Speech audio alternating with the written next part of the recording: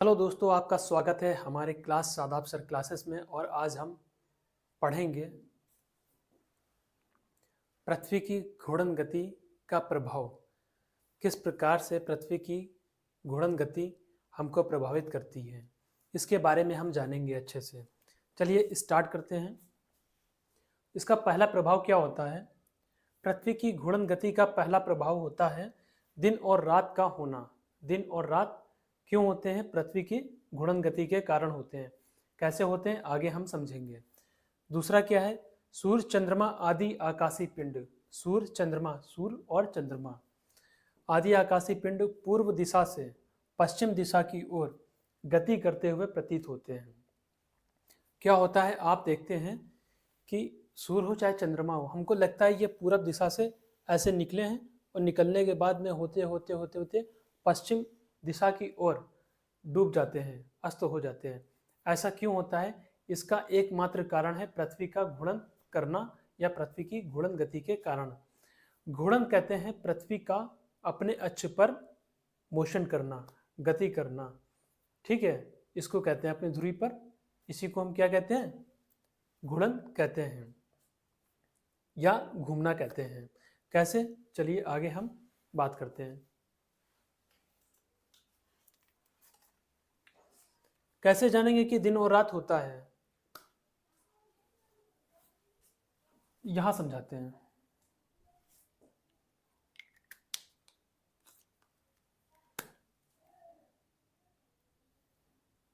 हमने मान लिया ये क्या है? यह है सूर्य।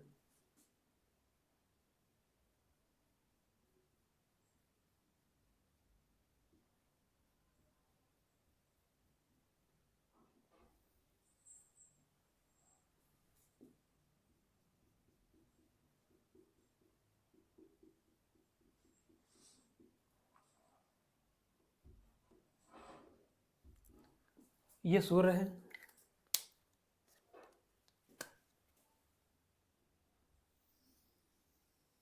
और ये हमारी पृथ्वी है। ये क्या है? ये है हमारी पृथ्वी। लिख देते हैं।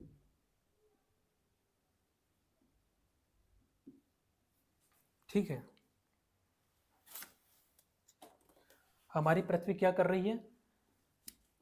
अपने अक्ष पर, ये इसका अक्ष है, अपने अक्ष पर कर रही है ये मोशन, गति करती है, रोटेट करती है। किधर से?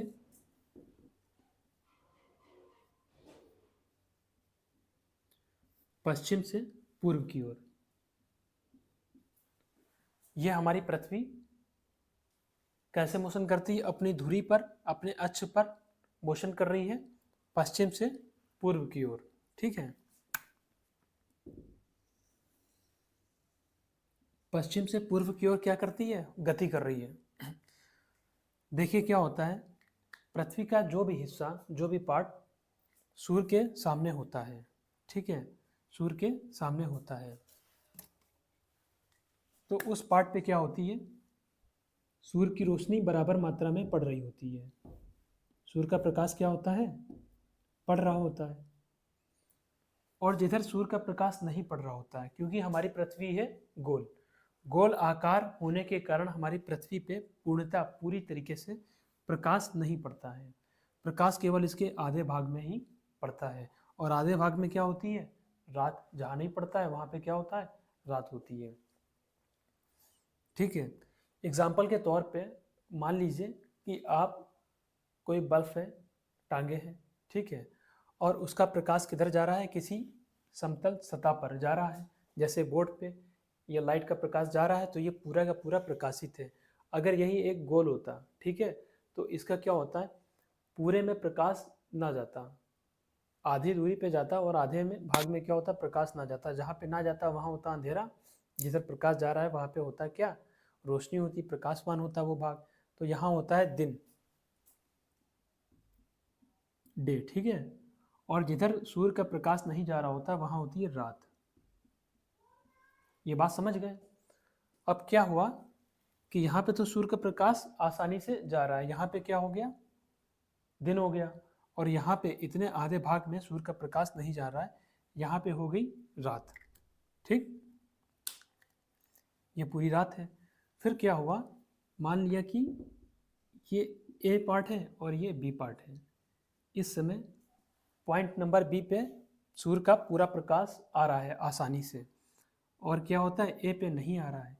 फिर जब इस तरह से ये हमारी पृथ्वी घूम ही रही है, तो घूमने के बाद में क्या होगा, ये यूं घूम जाएगी, बिल्कुल धीरे धीरे होते होते होते घूम जाएगी। तो यह वाला हिस्सा हो जाएगा बी और ये हो जाएगा हिस्सा ए। तो अब क्या हो जाएगा, अब यहाँ पे हो जाएगा दिन और यहाँ हो जाएगी रात। बी वाले पार्ट में क्या हो जाएगी, रात हो जाएगी। तो क्या बताया, पहला जो इसका सिद्धांत है वो हमारा सिद्ध हो गया। पहला पॉइंट क्या है, पृथ्वी की घूर्णन गति का प्रभाव, पृथ्वी के घूर्णन करने के कारण ही क्या होता है, दिन और रात होते हैं, दिन और रात होते हैं। इतनी बात समझ में आ गई। अब दूसरे में क्या बता रहा है, सूर्य, चंद्रमा और आकाशीय पिंड। सूर्य, चंद्रमा और आकाशीय पिंड क्या होते हैं, आकाशीय पिंड पूर्व से पश्चिम दिशा में, ठीक है ना, पूर्व दिशा से पश्चिम दिशा की ओर गति करते हुए प्रतीत होते हैं। कैसे, इसको हम एक दूसरे फिगर से समझते हैं। देखिए क्या है यहाँ पे,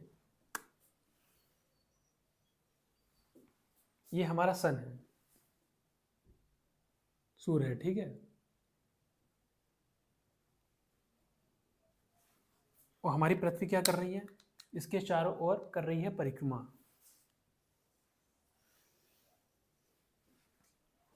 अपनी निर्धारित कक्षा में क्या कर रही है, सूर्य के चारों ओर परिक्रमा कर रही है।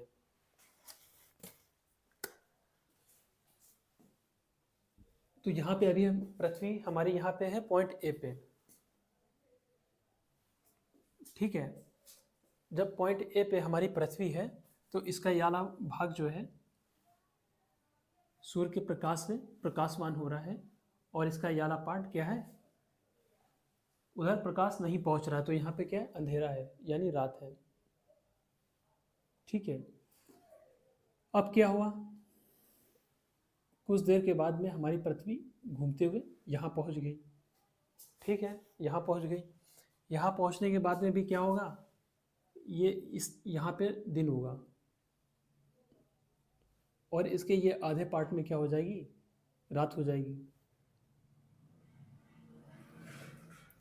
फिर क्या होगा, कुछ समय के बाद में